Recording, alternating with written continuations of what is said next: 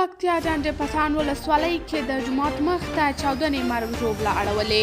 د افغانستان سویل ختیځ کې د پکتیا ولایت چارواکو ویلي چې دغه ولایت ډنډ پټان ولسوالۍ کې وې چاودنې 23 کسانو ته مرګ ژوبله اړولې ده. رپوټونه وایي دا چاودنه د ډنډ پټان ولسوالۍ د خروټو په نوم کلي کې د یوه جومات مخ ته شوې ده.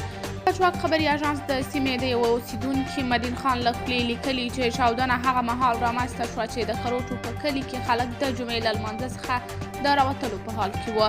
پچواک لیکلي د پکتیا د اطلاعاتو او کلتور رئیس خالقیار احمدزي هم د دې چاودنې پخلی کړی.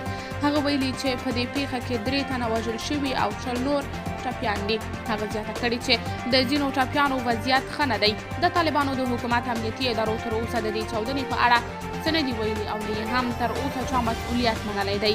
دا یادونې وړ ده چې نن تر ډیورنډ کرښې هاخوا د پېښور د قصخانۍ سیمې یوه جومات کې هم د جمعې لمانځه پر مهال مرګونې چاودنه شوې وه.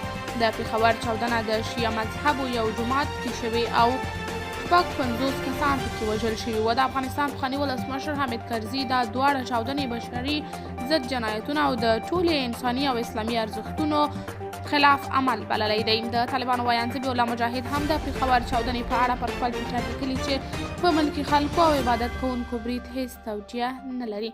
قدرمن لیدونکو، تاسې د دې موضوع په هکله څه نظر لرئ؟ نظریات مو کمنټ کې شریک، ویډیو لایک او چینل سبسکرایب کړئ.